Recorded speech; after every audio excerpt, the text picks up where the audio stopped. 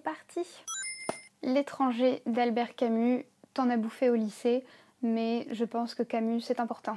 J'ai attendu la fin du lycée pour pouvoir le relire à nouveau. J'ai aussi également vu le film. Faut que tu le vois, hein, il est vraiment très très beau. L'absurdité et la vacuité de ton existence sur cette terre, elle est bien retranscrite dans ces livres, le temps qu'il faut. Et une fois que tu fermes le bouquin, bah tu peux passer à autre chose.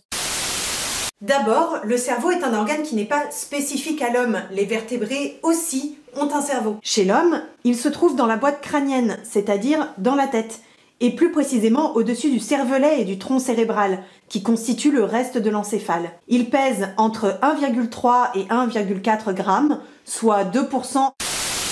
Les omamori se présentent généralement sous la forme d'un petit sachet en brocart, noué avec un petit cordon blanc et dans lequel se trouve normalement un petit papier ou un petit bout de bois sur lequel est gravé un sutra, le nom du temple ou simplement quelques mots puissants. Sur le sachet est généralement brodé donc le symbole du temple avec écrit juste en dessous Omamori et derrière le nom du temple d'où.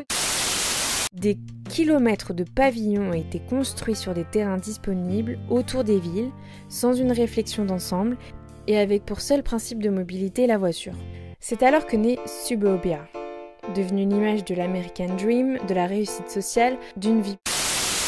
Et au moment de faire le montage, il y a une scène en particulier qui m'a interpellée. Cette scène, je l'ai mise de côté et aujourd'hui, j'ai décidé de m'en servir comme d'un support pour vous parler des rapports entre les hommes et les femmes. Plus précisément, on va essayer de comprendre comment on en arrive à s'installer dans des comportements stéréotypés et pourquoi c'est difficile d'en sortir. J'en peux plus de voir la Comic Sans absolument partout. Elle est trop moche. Vraiment, la Comic Sans, elle est trop moche. La Comic Sans, on dirait une police de caractère fait sous Paint en fait.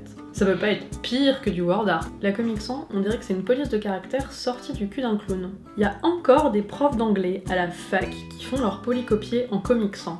Certains la trouvent lisible. Il paraît qu'elle est bien pour les dyslexiques. Il paraît même qu'une fois...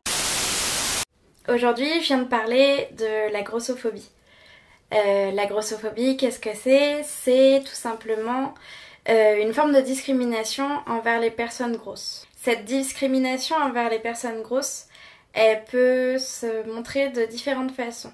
Donc ça peut être des insultes, des remarques, des propos moralisateurs, des blagues, des regards, des absences de... Le prénom, c'est tellement pratique. Avant, pour parler de quelqu'un, les humains perdaient beaucoup de temps. Tu te souviens le type là, le un peu plus grand que le un peu plus petit, mais... Maintenant, ils disent juste... Tu te souviens de Jean? Oui. C'est ingénieux. Connaître le prénom d'une personne vous permet aussi de l'interpeller quand elle est de dos. Si vous ne connaissez pas le prénom, vous devez vous contenter d'un... Putain, What? Yeah, open the elevator. I'm a homeless person. I don't have the key because I'm living under the desk. So all the time I have to ask my friends to open the elevator for me.